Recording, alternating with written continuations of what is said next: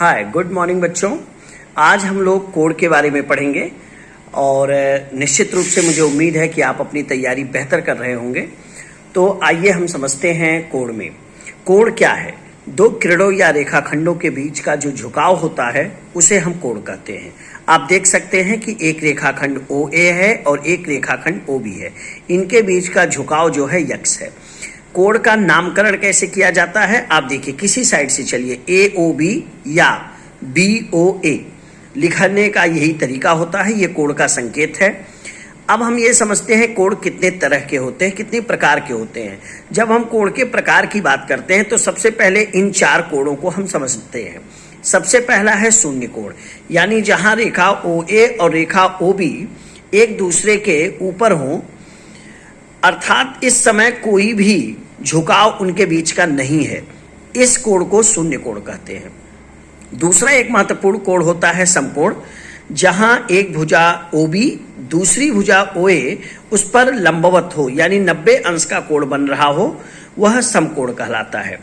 तीसरा एक है सरल कोण, जहां OA और OB के बीच में 180 अंश का कोण बनता है। इसे ऋज कोण के नाम से भी जानते हैं। पूर्ण कोण का मतलब, जब ये आप सामने देख सकते हैं, OB से OA का जो झुकाव था, ये पूरा एक चक्कर पूरा करके वापस OB और A एक दूसरे के ऊपर आ जाते हैं, तो यह 360 अंश का कोण बन जाता है। हम अब समझते हैं, जब इन चारों कोणों को समझते हैं तो इनके बीच में जो आता है उन्हें भी तीन कोण का नाम दिया गया है। जैसे शून्य कोण आप समझ लिए और समकोण समझ लिए।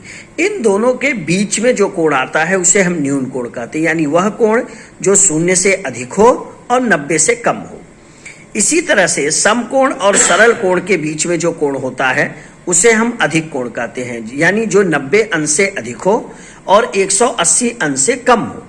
इसी तरह सरल कोण और पूर्ण कोण के बीच के कोण को हम बृहद कोण कहते हैं, यानी वो कोण जो 180 अंश से अधिक होगा, यानी ये इस तरह का कोण बनेगा, 180 अंश से अधिक होगा, और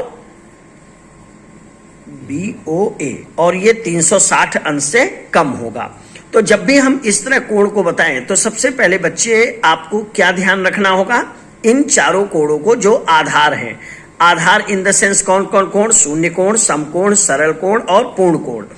इनके बाद जो इनके बीच में कोण पड़ते हैं उन्हें हम बेसिकली न्यून कोण, अधिक कोण और बृहद कोण के रूप में जानते हैं। अब हम कोण के दो तीन महत्वपूर्ण बिंदु और हैं। जैसे एक होता है आसन्न कोण। आसन्न कोण किसे कहते हैं आप ये समझ लीजिए। जैसे मान लीजिए आपके सामने चित्र में दो कोण दिख रहा है, AOB और BOC, यानी एक कोण का मान मैंने x अंश लिखा है और दूसरे कोण का मान मैंने y अंश लिखा है। आप ये देखिए, इन दोनों में एक भुजा OB उभयनिष्ठ है, यानी दोनों कोणों में आ रही है, यानी ऐसे कोण को हम आसन्न कोण कहते हैं। एक महत्वपूर्ण प्रश्न है जो अक्सर प्रतियोगी परीक्षाओं में हमारे से पूछा जाता है, वो है पूरक कोण किसे कहते हैं, और दूसरा होता है समपूरक कोण किसे कहते हैं। आपको ये हमेशा याद रखना है और ये बहुत आसान है। पूरक कोण का मतलब होता है जब दो कोणों का योग हम 90 अंश के बराबर पाते हैं तो वह दोनों एक दूसरे के पूरक कोण कहे जाते हैं। जबकि अगर दो आसन्न कोण जिनका योग 180 अंश होता है उन्हें हम समपूरक कोण कहते हैं। यानी अगर एक समकोण के बीच में दो आसन्न कोण बने हो तो वह पूरक कोण कहलाएंगे, और एक सरल कोण के बीच में दो समपूरक कोण बने हों उन्हें हम आसन्न कोण हैं, वो एक दूसरे के समपूरक कोण होते हैं। तो मुझे उम्मीद है कि आप इसको समझे होंगे। अगले वीडियो में हम इसको कंटिन्यू करेंगे, और ताकि आपको छोटा वीडियो दे रहा हूं जिससे आपको ये चीजें समझ में आए, और इस पर आधारित प्रश्न भी हम आज आपको प्रेषित कर रहे हैं। आप इसे लगाइए और अपने समझ को मजबूत बनाइए। तब तक के लिए अपना ख्याल रखिए। मैं प्रभात त्रिपाठी नवोदय एक मिशन में आपका हमेशा साथ देता रहूंगा। धन्यवाद।